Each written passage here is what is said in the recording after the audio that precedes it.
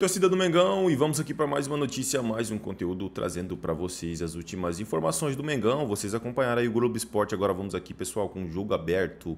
Já deixando os créditos ao canal do Jogo Aberto na plataforma do YouTube. Se não é inscrito no canal, torcedor flamenguista, se inscreva, deixe seu like e o seu comentário, que isso faz uma enorme diferença para a gente aqui dentro da plataforma. Agora, sem mais enrolação, bora para o conteúdo.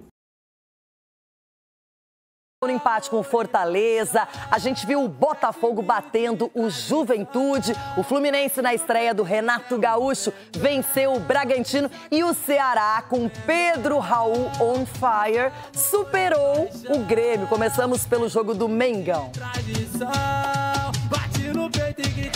A fase não era boa, uma vitória em 7 jogos, mas a torcida rubro-negra não quis nem saber e lotou o Barradão em busca de uma virada de chave. Mas quem se sentiu em casa mesmo foi o Flamengo. O jogo começou com uma blitz dos visitantes. Arcanjo salvou o chute de Gerson, mas no cabeceio de Cebolinha ele só rezou. E pelo visto a reza foi forte, porque o Flamengo não acertou mais o pé em todo o primeiro tempo. A única tentativa do Leão foi com Jamerson de direita para a defesa de Rossi. Na volta do intervalo, o Flamengo seguiu pressionando. E se o problema era a pontaria, a Arrascaeta resolveu a questão, invocando o Ronaldo na Copa de 2002. De biquinho, ele abriu o placar no Barradão. Com a desvantagem, o técnico Thiago Carpini mexeu no time e colocou o Wellington Rato para jogar. E ele só precisou de 3 minutos. O camisa 10 experimentou de fora, Gerson desviou e a bola foi morrer no fundo da rede. 1-1 no Barradão. No embalo do empate, o Vitória quase conseguiu a virada. Mateuzinho aproveitou o erro de Rossi e acionou o Fabri, que perdeu uma grande chance.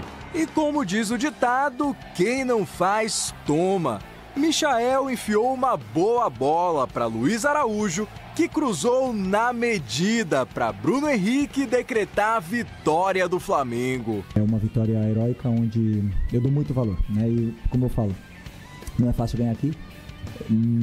Esse time aqui está muito bem treinado e temos que valorizar o grande esforço que os jogadores fizeram. Com o resultado, o Flamengo entra no pelotão dos líderes do Brasileirão com 4 pontos e segue invicto na temporada sob o comando de Felipe Luiz. Já o Leão continua sem pontuar no campeonato e chega ao 8º jogo com apenas uma vitória, a pior sequência da era Carpini. E o que me conforta um pouco, mesmo no momento de chateação, que é sempre um momento de derrota, como sucesso em dribles.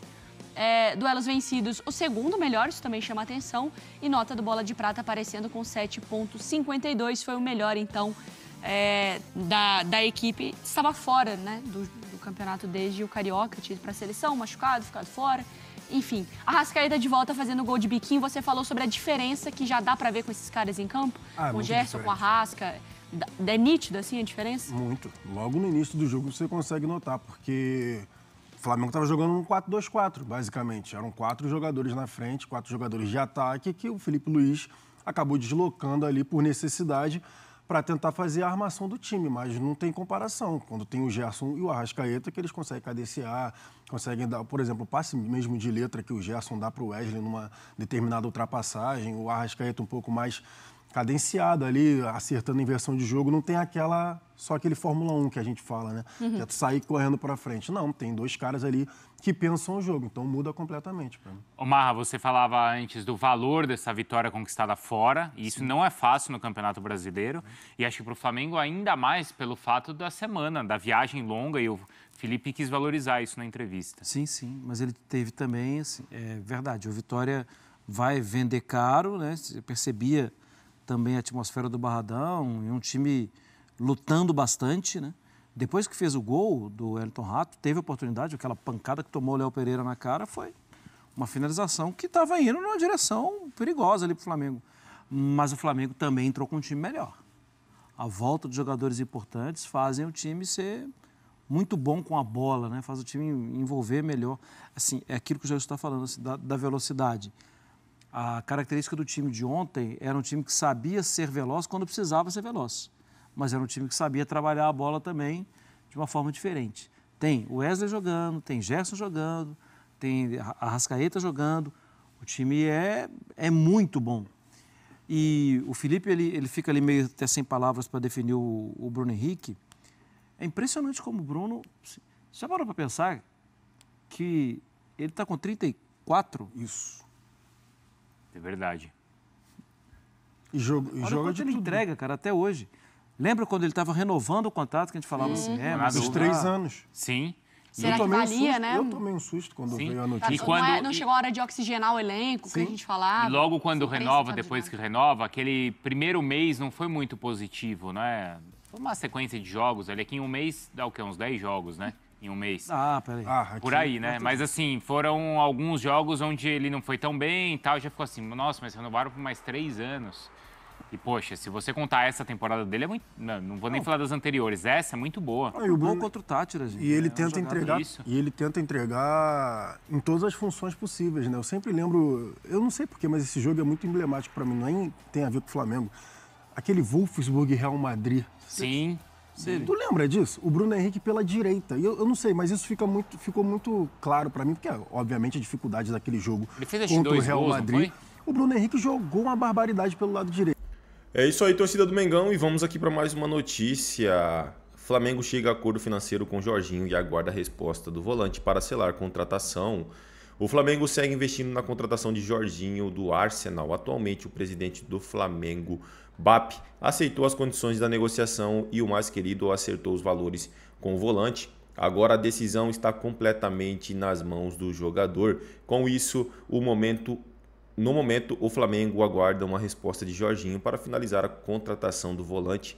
Vale lembrar que na última semana o rubro-negro e os representantes do volante se reuniram. No encontro, as partes diminuíram a diferença em relação aos valores. Isso porque, na ocasião, ambos os lados cederam. O GE deu a informação inicialmente. Até então, o staff de Jorginho prioriza o Flamengo, porém ainda não fechou as portas para outros clubes. Com isso, representantes do volante ainda podem ouvir outras propostas antes de dar uma resposta definitiva ao mais querido, que segue confiante no final feliz das tratativas. O contrato de Jorginho com o Arsenal vai até 30 de junho, contudo o jogador do clube inglês não vê problema em encerrar um vínculo antes que o volante se apresente ao Flamengo. Isso porque a ideia é que o atleta chegue ao mais querido com tempo para se preparar para a disputa do Mundial de Clubes. Em meio ao acordo encaminhado com o Flamengo, Jorginho ainda busca negociar a liberação junto ao Arsenal. É isso aí, torcida do Mengão. Agradeço a vocês pela companhia. Não é inscrito no canal, se inscreva, deixe seu like e o seu comentário, que isso faz uma enorme diferença. Desde já agradeço. Valeu.